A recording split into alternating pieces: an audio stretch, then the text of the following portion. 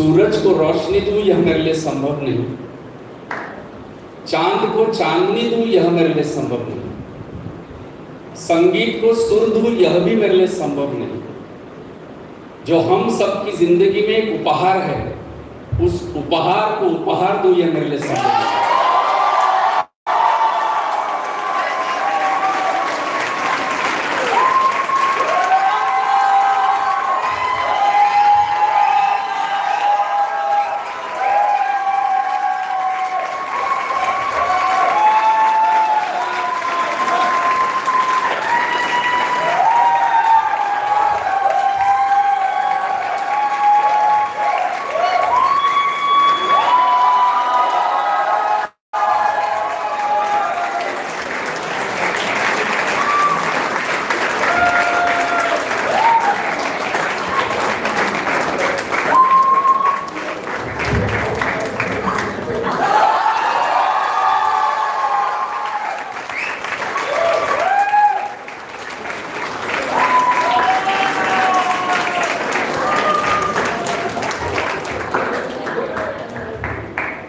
प्यारे बच्चों, थोड़ा सा और समय लूंगा। जैसे अभी आपको मैंने एक बैज ऑफ ऑनर दिया है, आप जैसे कुछ एक को पहनाया है, वैसे तो आप सब मेरा यहाँ बैठा हुआ हर फरिश्ता मेरा एक बैज ऑफ ऑनर है। मैं आपको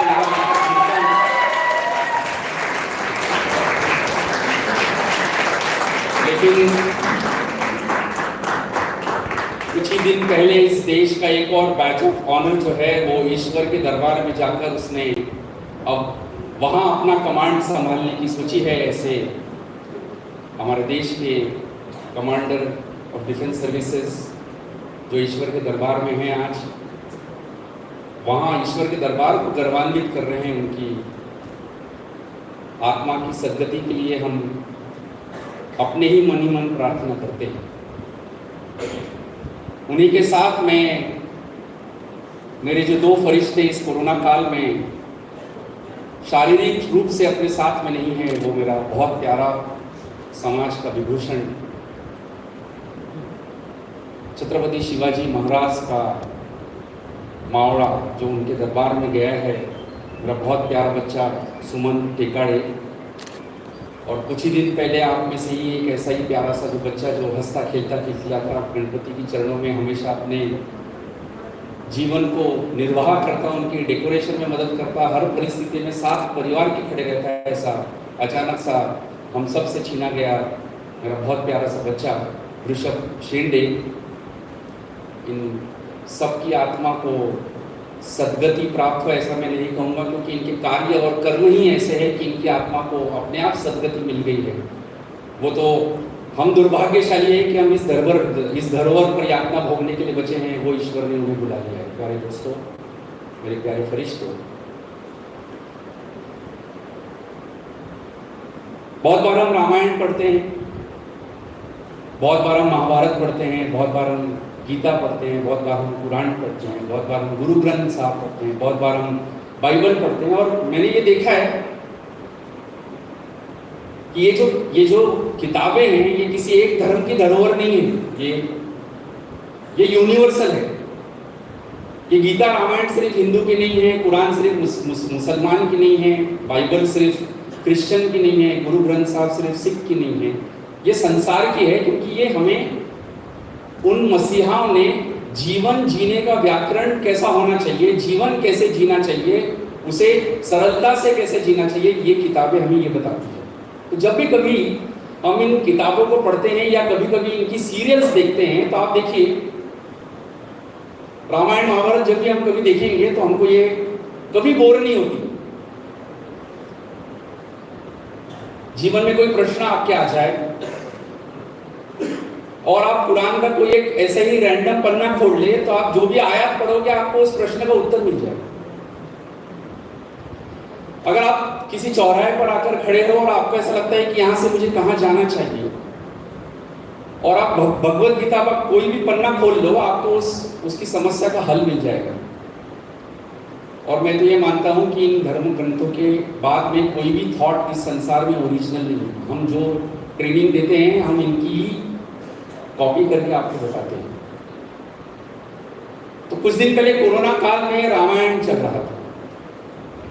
रामायण चल रहा था तो वही रामायण जो हमने अपने बचपन में 1983-85 में देखा होगा, जब ट्रेनें रुक जाती थी, जब शादियां रुक जाती थी, वो रामायण हमने जब देखा। तो रामायण बोलो या महाभारत बोलो, ये कितनी भी बार आप देखोगे ये आपको कभी बोर नहीं होगा, क्योंकि यहाँ इस रामायण महाभारत या किसी भी धर्म की ग्रंथ में ये बताया गया है, चाहे दुर्जन चाहे शैतान कितना भी आतंक करे, सत्यमेव जयते, विजय हमेशा सत्य और धर्म की होती है। धर्म का मतलब ये नहीं है कि वो हरा नीला सफेद भगवा, ये धर्म नहीं। धर्म का मतलब जो हम कर्म करते हैं, जो हम अपना धर्म निभाते हैं, चाहे वो पिता का पुत्र का, माता का पुत्र का, बहन का भाई का, समाज का, देश के नागरिक का, जो भी हमारा धर्म है, तो ये जब हम देखते हैं तो ये हमें कभी बोर नहीं होता है, क्योंकि हमको मालूम है अंततः विजय धर्म की होने वाली है। तो रामायण जब चल रहा था तो रामायण में वो सेतु बांधने का एक सीन चल रहा था। जब सेतु बांधने का ये सीन चल रहा था तो ऐसा उस रामायण में भले बताया होना हो, लेकिन क्योंकि इतना आघात वो जीवन का मोल है कि सब शायद उस सीरियल में आ भी नहीं सकता है, तो वो रामायण पढ़ते बोलते देखते ऐसा कई बार कुछ अलग अलग ही आयाम हमें पता चल जाते। तो एक बार वो रामायण सुनते समझते मुझे ऐसा समझ में आया कि ये जो राम सेतु बांध रहे हैं, तो प्रभु राम एक पत्थर उठाते हैं, उनको लगता है कि भाई मैं वो राजा हूं जो प्रजा जो कर रही है वैसा मैंने भी करना चाहिए। मैं ऐसा राजा नहीं हूं कि मैं बैठे रहूंगा सिंहासन पर और प्रजा करते रहेगी, ऐसा नहीं है। तो उन्होंने एक पत्थर उठाया और पत्थर को उस महासागर में डाल दिया। जब उस पत्थर को महासागर में डाल दिया तो उन्होंने लिखा वो पत्थर विसर्जित हो गया। सर्वसाधारण वानर पत्थर डाल रहे थे, पत्थर तैर रहे थे। प्रभु श्री राम जिनके लिए सेतु बनाया जा रहा था, वो स्वयं जब वो पत्थर डाल रहे थे, वो पत्थर डूब गया। नल नील उस समय के इंजीनियर दौड़ के गया, बोले प्रभु क्या कर रहे हैं आप? प्रभु श्री राम ने तो नल नील को पूछा कि भाई ये मैं पत्थर डाल रहा हूँ, पत्थर डूब रहा है, सर्वसाधारण इंसान पत्थर डाल रहा है, पत्थर तैर रहा है, ऐसे कैसे हो सकता है? तो उन्होंने जीवन का रहस्य, जीवन का एक गुरु मंत्र बताया, जो ऑक्सफोर्ड आपको हर दिन सुबह शाम हर क्षण सांस लेते हुए सिखाना चाहता है और सिखाता है, प्रयत्न करता है पिछले 50 साल से, और मैं पिछले 30 साल से, और मेरे साथ जुड़े हुए ये सालों साल जो विभूतियां हैं, जो महानुभव वहाँ बैठे हुए हैं, वो नल नील ने कहा कि प्रभु आप पत्थर डालोगे पत्थर डूब जाएगा, क्योंकि पत्थर पर आप नहीं आपका नाम लिखना होगा, क्योंकि आप चले जाओगे आपका नाम अमर रहेगा, नाम तैरता रहेगा।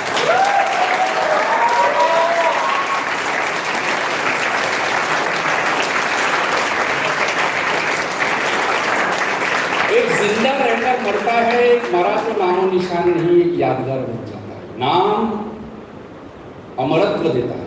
काम ऐसा करो कि नाम हो जाए, और नाम ऐसा बनाओ कि आपके सारे काम हो जाए।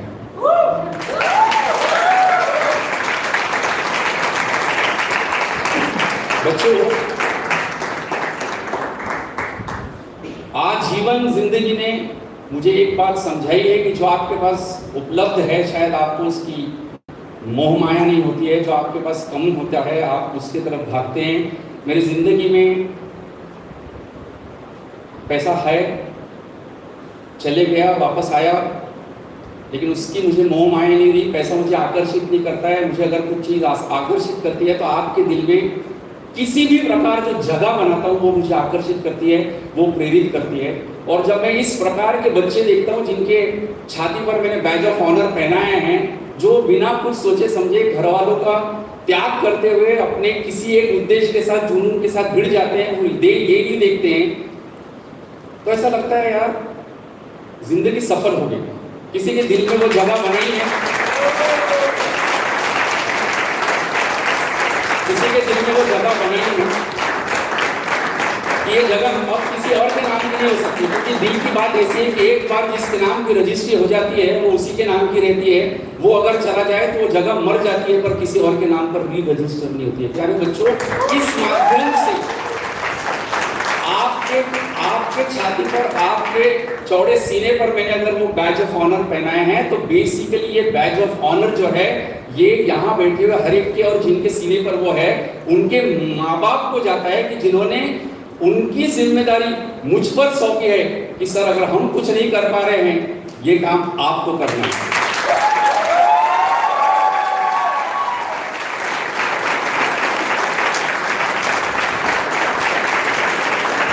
मेरे सामने जो मेरे बड़े भाई, मेरे ज्येष्ठ, मेरे अनुज जो भी बैठे हैं, ये सिर्फ आपको यहाँ दिखते हैं। असली शक्ति तो इनके पीछे मेरे भाभीियों की है, मेरे बहुओं की है, जिन्होंने इनको छोड़ के रखा है। भाई जाओ ऑक्सफोर्ड का नाम ले, तो हम कुछ नहीं पूछेंगे, क्योंकि उन्हें विश्वास है कि अगर ये जहाँ जा रहे हैं वहाँ समाज का ही कल्याण का कार्य हो रहा है, इसलिए जितना देर चाहे जा सकते हैं। आपके माता पिताओं को मेरा साष्टांग नमस्कार है। मेरी उन भाभीयों को जो आज उनकी पतियों की, यानी मेरे ज्येष्ठों के और मेरे अनुजों के रूप में यहाँ बैठे हैं, उनके चरणों में मेरा वंदन है।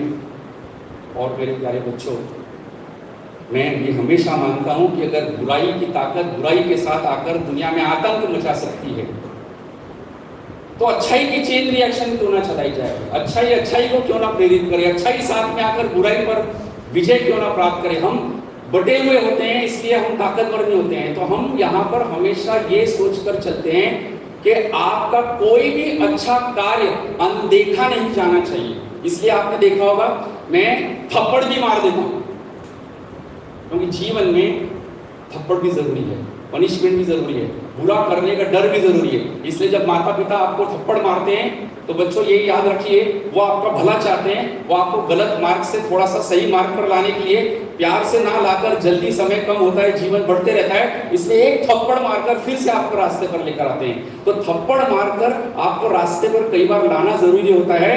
तो वही जो थप्पड़ गाल पर पड़ती है, थोड़ा नीचे ले जाकर थपकी भी वो आपको लगाकर आपको प्रोत्साहित करती है।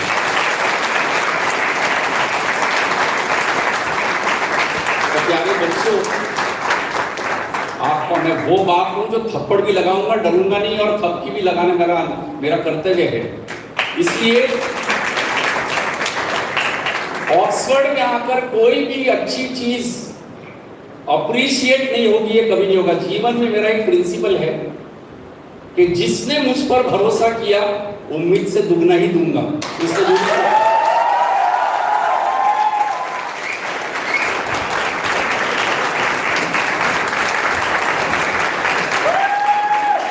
इसलिए आपने ये देखा होगा कि आप वो कार्य मेरे सामने भली ना करें, अगर आप वहां पर बैठे हैं, तो अगर वहां चेयरें पड़ी है, कुछ बच्चे आते हैं, चेयर उठा कर लेकर जाते हैं, रख देते हैं, कोई देख नहीं रहा है। आपने देखा अभी यहाँ डांस हुआ, ये वो बच्चे हैं जो स्कूल कॉलेज में आतंक बना दे, लेकिन यहाँ पर आकर आपने देखा होगा सारा का सारा कचरा 1 सेकंड में साफ कर दिया।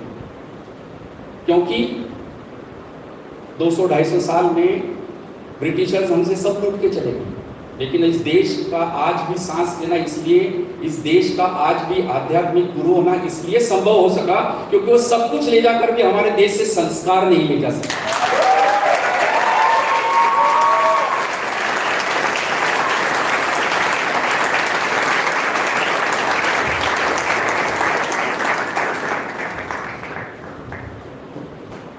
आपको कोई देखे ना देखे, ईश्वर का सीसीटीवी आपको देख रहा है, और उसी ईश्वर को मैं अपने दुर्घटना के बाद उसका थोड़ा सा अंश अपने अंदर लेकर आया हूं। तो अगर लेकर आया हूं तो उसको बांटना तो है। इसलिए आप मुझे बताएं ना बताएं, चीजें पता चल जाती है। जैसे मेरा एक स्टूडेंट है, अमोल कावले, मुझे पता नहीं है, बताता नहीं है, लेकिन हर बर्थडे के दिन वो ब्लड डोनेट करके आता है। वैसा ही अभी देवेंद्र जो है, वो अपने दोनों बेटियों को लेकर मेरे बर्थडे के दिन ब्लड डोनेट करके आ गया। कोई जताना नहीं, कोई बताना नहीं, कोई दिखाना नहीं, आ गया। मुझे पता चलता है बेटा। तेजस्विनी जो है, वो रात को उठकर उसने बहुत सारे भूखों को मेरे बर्थडे के उपलक्ष्य में खाना खिलाया।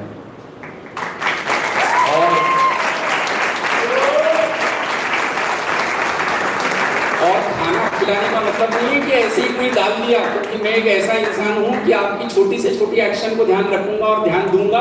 मैं ये भी देखूंगा कि इंटरव्यू ये ट्रेन करता हूँ कि इंटरव्यू में जब आप उठकर जाते हैं तो आप उठने के बाद अपनी चेयर को सटीक लगाते हैं कि नहीं, यहाँ से आपका कैलकुलेशन यहाँ से डेवलप करना करता हूँ कि बाल कैसे हो, चश्मा कौन सा पहनना है, पेन कौन सा रखना है, घड़ी कौन सी पहनना है, यहाँ ध्यान देने का कारण ये जो आपको संस्कार दिए जाते हैं। इसलिए निधि भसारकर जो एक विद्यार्थी है जिसने मुझे बताया नहीं, लेकिन उसने भी अपने घर में छोटे छोटे फूड के पैकेट्स रास्ते पर सोए हुए भिखारियों के पैर को हाथ लगाकर पैर पड़कर उन्हें वो खाना दिया।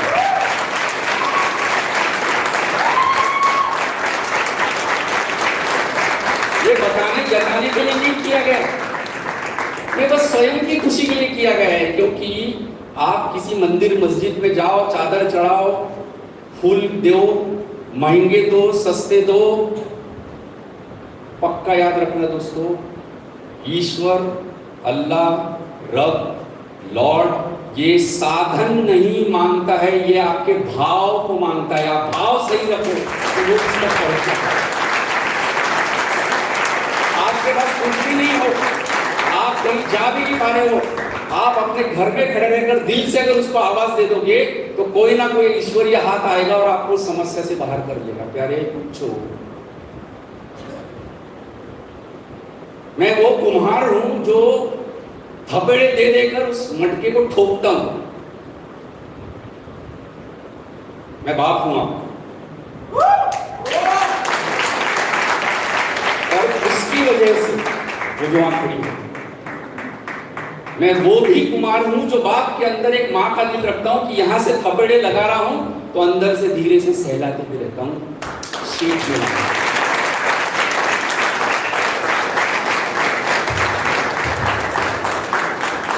मैंने देखा कि बच्चे लगन से लगे हुए हैं, 14-15 दिन से आ रहे हैं, माँ बाप से शायद हो सकता है थोड़ा एडजस्ट करना पड़ रहा होगा, झूठ बोल रहे होंगे, आकर प्रैक्टिस कर रहे हैं। जैसा भी आप कर रहे हैं, आपकी जिंदगी में मेहनत चाहे मेरे लिए हो या किसी के लिए भी कर रहे हो, वो ईश्वर के चरणों में पहुंचती जरूर है। ये अनंत वादा है ईश्वर का कि जो भक्ति आप करेंगे वो किसी के भी माध्यम से पहुंचेगी जरूर। तो उस संस्कार को, उस सिंसियरिटी को, उस जीवन के तरफ देखने के सीरियस पहलू को आप कभी जाया नहीं जाएंगे, ऐसा आप हमेशा देखेंगे, ये वादा है। इसलिए मैंने ये सोचा है कि जो इंटर स्कूल मैंने बंद किया था, क्योंकि उसमें 7-8 लाख खर्चा हो जाता है, मेरे जेब से जाता है, तो आपके इस लगन, आपकी इस भक्ति को, जो यहाँ बैठे हैं, जिन्होंने डांस किया हो, जिन्होंने मस्ती की हो, और ये मस्ती की पाठशाला है, ये जीवन का विश्वविद्यालय है, यहाँ कोई चीज सीरियस नहीं होती। तो मुझे नेहा बोली कि तुम इंडिया लेवल पे ऑल इंडिया क्यों करते हो, तुम बंद क्यों कर रहे हो, तुम नागपुर लेवल पे कर लो, कम करो, कम खर्चे में करो, सस्ते में कर लो, तो हम करेंगे, ऐसा सोच लिया।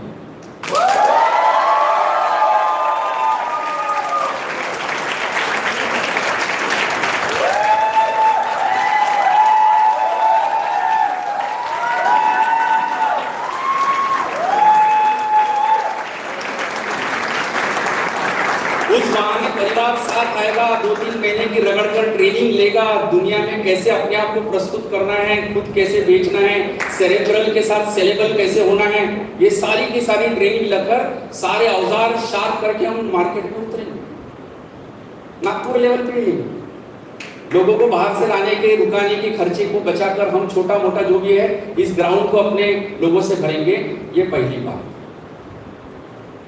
आपकी भक्ति जो पहुंची मुझ तक, मैंने ये भी सोचा है कि मैं ऑक्सीजन 2 भी लूंगा।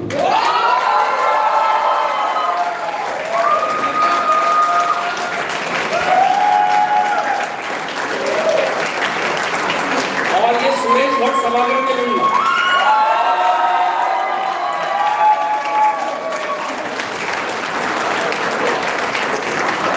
तो मेरे बच्चों का रैंप पर चलना, मॉडलिंग करना, डांसेस करना, गाना गाना,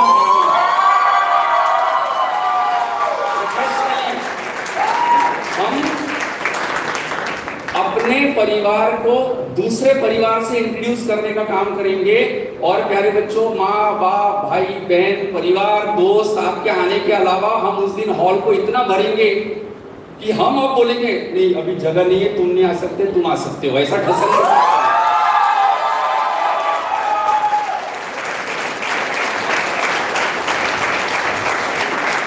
अब इंटर स्कूल नहीं तो चेंज मैनेजमेंट नहीं, चेंज मैनेजमेंट आने वाला थीम सॉन्ग नहीं, क्योंकि इंटर स्कूल आता है थीम सॉन्ग आता है। और वो जो मेरा मकरंद देशपांडे बैठा हुआ है वहां, श्रीकांत जी,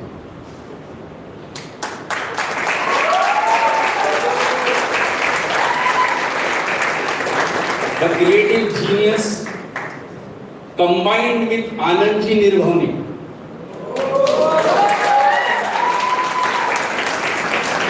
थीम सॉन्ग है।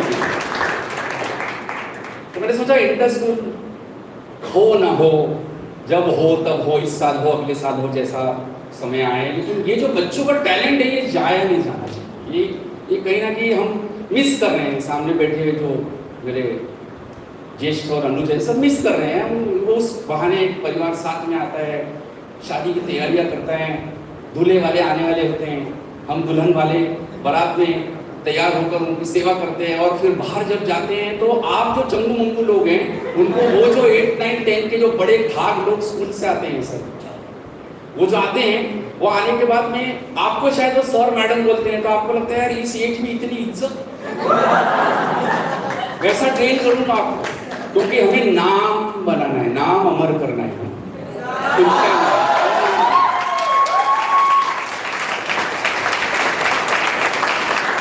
मेरे प्यारे बच्चों, मैं आपका ये जो हर हुनर है, आपकी जो भक्ति है, आपका जो कोरोना से लेकर अब तक जो आपने मुझ पर विश्वास रखा है कि सर कोरोना की रिस्ट्रिक्शन है, कोई बात नहीं, लेक्चर पूरे नहीं हो रहे, कोई बात नहीं, इतना मजा नहीं आ रहा है, कोई बात नहीं, हमको बाबा जी पे विश्वास है। तो मैंने ये सोचा था कि इंटर स्कूल हो ना हो, चेंज मैनेजमेंट में बताया जाने वाला पुराने विद्यार्थियों का, पुराने फरिश्तों का अब चेहरा बदलने का समय आ गया है।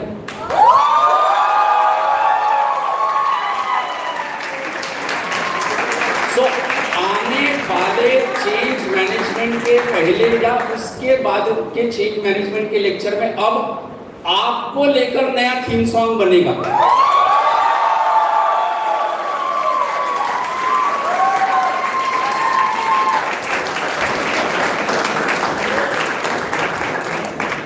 थीम सॉन्ग चुनने की मेरी कुछ परीक्षाएं होती है कि ये चीजें उस गाने में नजर आई तो वो ऑक्सफोर्ड का थीम सॉन्ग बनेगा। पहली चीज होती है कि कोई गाना चला और मुझे ऐसा लगा कि इसके बोल अच्छे हैं, सकारात्मक है, प्रेरणा देने वाले हैं, लिरिक्स में दम है, ऐसा है कि अच्छे समय में भी प्रेरणा दे, बुरे समय में भी प्रेरणा दे। अगर वो बोल अच्छे लगते हैं, आंख बंद करके मैं उस गाने को सुनता हूं तो वो पहला स्टेप पार कर लेता है। जब आंख बंद करने के बाद उसकी पहली दूसरी लाइन यानी उसका मुखड़ा जब शुरू रहता है तो मेरे शरीर पर अगर कांटे आ जाए, कैसा लगे यार ये इज गिविंग मी गूज़बम्प्स, वो अपनी दूसरी पायदान को पार कर लेता है। और उस गाने के दौरान किसी मोड़ पर आंख में आंसू आ जाए तो अपनी तीसरी और फाइनल सीढ़ी को पार कर लेता है। उसी सॉन्ग को मैं उसी वक्त 3 बार सुनता हूं और तीनों बार जब मेरे अंदर ये भावनाएं वैसी ही रहती है तो मैं निश्चित कर लेता हूं कि यही ऑक्सफोर्ड का आने वाले इंटर स्कूल या आने वाले साल का थीम सॉन्ग होगा।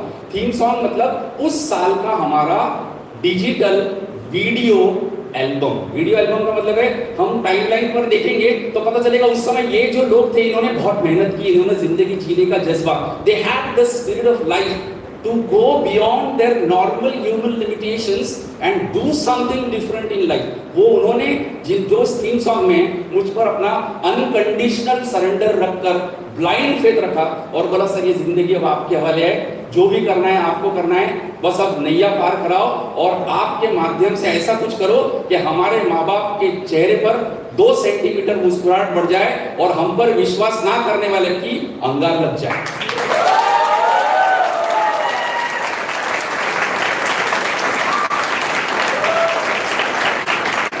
तो मेरे प्यारे बच्चों, मैं वो थीम सॉन्ग आज आपको सुनाने जा रहा हूँ।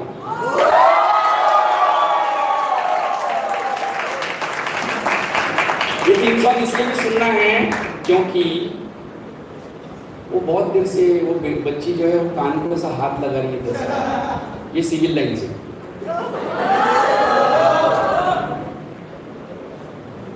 वो थीम सॉन्ग हम सुनने वाले हैं।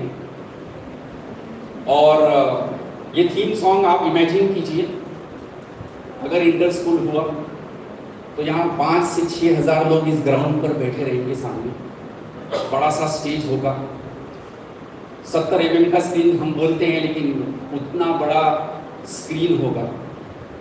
माँ बाप, दोस्त, भाई, तुम्हारे मेरे सबके दुश्मन, परिवार के अलावा वो लोग जो देखना चाहते हैं क्या करते ऑक्सफोर्ड जाके, क्या ऑक्सफोर्ड अपसाइड डाउन हो जाएगा, क्या मिलता है तुमको ऑक्सफोर्ड में, वो दिन इमेजिन कीजिए कि ये थीम सॉन्ग चलेगा। आप उस सिल्वर स्क्रीन पर गोल्डन मोमेंट्स जब आप बताओगे अपने की ये है ऑक्सफोर्ड, ये है हमारा दूसरा परिवार, जिस परिवार ने मुझे अपने परिवार की इज्जत ऊंचाई पर ले जाना सिखाया, तो वो इमेजिन करते हुए आप इसको महसूस कीजिए। इंटर स्कूल जब होगा तो होगा, ये पक्का है, लोकल लेवल पर ही होगा। लेकिन आप ये इमेजिन कीजिए कि आपके दोस्त भाई जब आप यहाँ से डेवलप होके जाओगे और दोस्त भाई लोगों को आप बोलोगे कि भाई ऑक्सफोर्ड लगाना है, ठीक है, इधर जा उधर जा, जो भी करना है, और वो चेंज मैनेजमेंट के लेक्चर में बैठे रहेंगे, और उस चेंज मैनेजमेंट के लेक्चर में वो जब थीम सॉन्ग बताया जाएगा उसमें आपके चेहरे रहेंगे, कितना मजा है।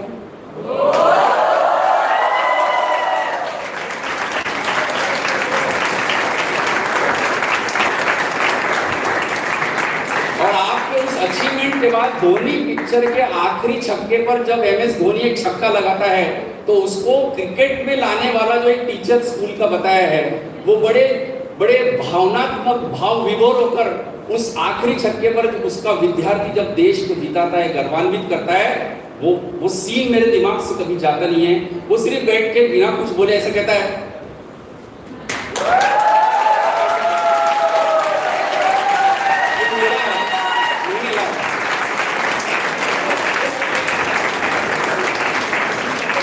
मेरे प्यारे बच्चों, वो थीम सॉन्ग में अभी आपको सुनाने जा रहा हूँ, आनंद लीजिए और इमेजिन कीजिए उस थीम सॉन्ग में ग्रुप्स रहेंगे, आप रहेंगे, आपको क्या क्या करना है थोड़ा सा इमेजिन कीजिए।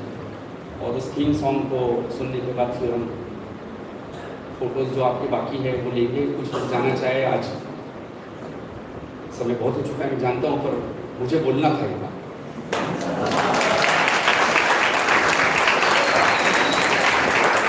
मेरी जिद होती है कि जिसने मुझ पर विश्वास किया उम्मीद से कम दुगना पाया, और इतना उनको मैं डेवलप करूं कि जिन्होंने मुझ पर विश्वास नहीं किया उनमें और इनमें इतना भेदभाव मैं करूंगा कि वो वहां रहेंगे और ये जो विश्वास करने वाले यहाँ रहेंगे और हम बोलेंगे अरे ये ऐसे है।